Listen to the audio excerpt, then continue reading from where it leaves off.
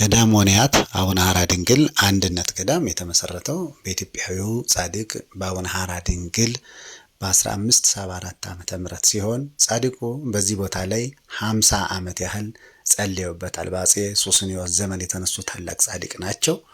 ለ50 ዓመታት ያህል በዚህ ቦታ ተጋድሎ ሲያደርጉ ድውያንን እየፈወሱ ውር እያበሩ ጎባጣ እያቀኑ ወንጌል እየሰበኩ ነበረ የኖሩበት።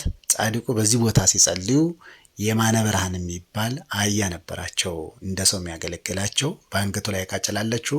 እሷን ቃጭሏን ይዞ ገበሬዎቹ የእርሻ ውጤታቸውን በሚወቁበት በአውድማው እየሄደ ቃጭሏን እያሰማ ሲሄድ ገበሬዎቹ ከእህላቸው ላይ የማርያም በረከት ብለው እየጫኑ ይልኩት ነበረ። ያንን እያመጣ ለጻድቁ ይሰጣቸዋል እና ድሃ ያበሉበታል፣ የተራበ የሚያበሉበት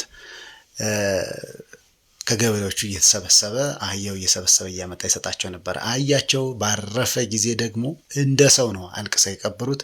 ይህን አህያቸውን በቀበሩበት ቦታ ላይ ጻድቁ ጸበል አፍልቀው ውር ያበሩበታል፣ ጎባጣ ያቀኑበታል። በተለያየ ስጋ ደዌ፣ በኪንታሮት፣ በካንሰር፣ በተለያየ በሽታ የተያዙትን ሁሉ ይፈውሱበታል።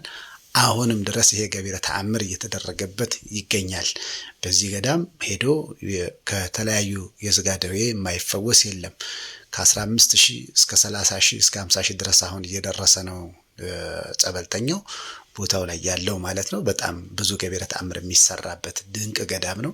ጻድቁ አባታችን አቡነ ሐራ ድንግል ወደዚህ ገዳም ከመምጣታቸው በፊት ግን በጣና ሐይቅ ላይ በምትገኘዋ ሬማ መድኃኔዓለም ቅድስት ወለተ ጴጥሮስ አንድነት ገዳም ለ30 ዓመት ተጋድሏቸውን ፈጽመዋል። እስከ 30 ዓመታቸው ድረስ ማለት ነው። ከአባታቸው ከሊቀ ካህናት ዮሐንስና ከእናታቸው ከወለተ ጊዮርጊስ ጋር ሆነው በዚያ ተጋድሎ እያደረጉ ይኖሩ ነበረ በምንኩስና። እናታቸው ወለተ ጊዮርጊስ ባረፈች ጊዜ እጅግ አዝነው ስለነበር እግዚአብሔር ከሀዘናቸው ካጽናናቸው በኋላ ግን በ30 ዓመታቸው በዚያው በሬማ መድኃኔዓለም በገዳሙ አበምኔት መነኮሱ።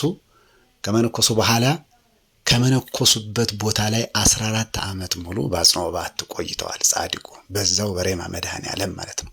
ሌላው በስዕላቸው ላይ የምትገኘዋ የሚዳቋና የነብር ስዕል ደግሞ ጻድቁ በጸሎት ላይ እያሉ ሚዳቋን ነብር እያባረራት መጣ እግራቸው ስር ብትደፋ ነብሩን ገስጸው እግዚአብሔር አልፈቀደልህም እሷ እንድትበላ ብለው ሸኝተውት ሚዳቋ ደግሞ በእግራቸው ስር አድራ ጠዋት በሰላም አሰናብተዋታል። ስለዚህ ስዕላቸው አብሮ ከስዕላቸው ጋር ይሳላል ማለት ነው። ጻድቁ ይረዳቸው የነበረው ሊቀ መላእክት ቅዱስ ገብርኤል በተጋድሎ ሕይወታቸው ሁሉ ዋጋ እንዲያገኙ አግዟቸዋል። እኒህ ጻድቅ አባት በዚህ ገዳማቸው ከሳቸው ተጋድሎ በኋላ በርካታ ቅዱሳን አፍርተዋል። በእኛ ዘመንም የነበሩ አባ ታደሰን ሁላችሁ የምታስታውሷቸው ናቸው። ረድኤት በረከታቸው ይድረሰን። የጻድቁ ምልጃና ጸሎት በረከታቸው ከኛ ጋር ይጽናል።